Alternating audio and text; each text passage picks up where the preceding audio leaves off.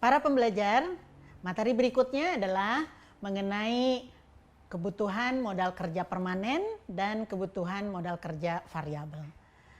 Modal kerja permanen atau disebut juga dengan modal kerja tetap, itu adalah jumlah modal kerja yang jumlahnya tetap pada saat dilangsungkannya kegiatan suatu perusahaan.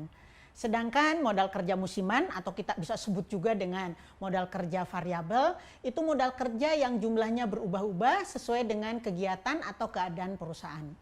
Kita ketahui bahwa permintaan dari suatu produk itu akan berubah-ubah atau berbeda-beda dari waktu ke waktu. Dengan demikian, maka penjualan dari suatu perusahaan pun berubah dan untuk produksi pun akan berubah-ubah. Kita lihat contoh dari suatu perusahaan kue-kue kering. Biasanya menjelang Idul Fitri itu kebutuhan itu akan meningkat. Tetapi setelah Idul Fitri itu akan menurun lagi dan nanti menjelang Idul Adha atau Natal itu akan naik lagi.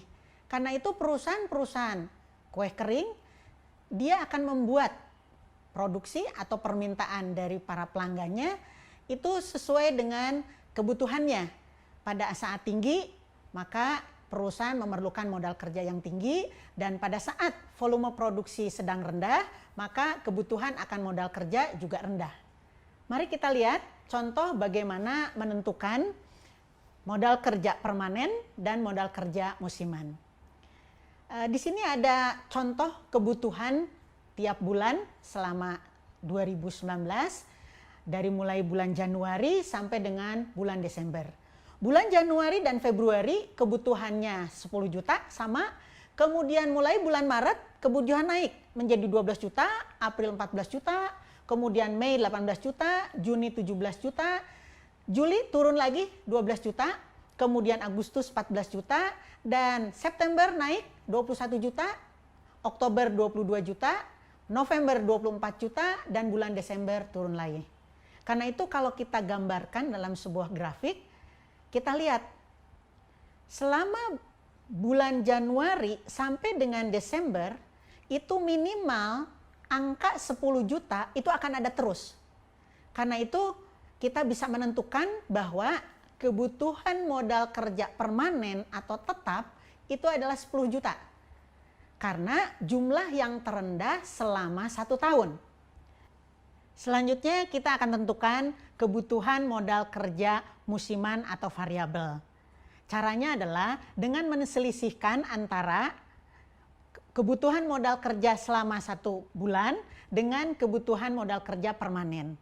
Karena itu kalau kita lihat grafik di bulan Januari dan Februari tidak memerlukan modal kerja musiman atau variabel, tapi di bulan-bulan berikutnya itu kita perlukan.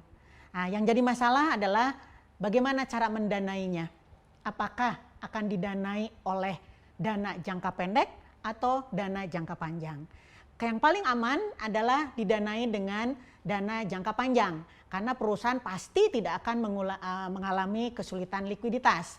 Tetapi perlu diperhatikan juga kalau terlalu banyak perusahaan mempunyai dana yang menganggur atau idle, maka juga tidak baik. Karena itu perlu diseimbangkan antara kebutuhan dengan pendanaannya.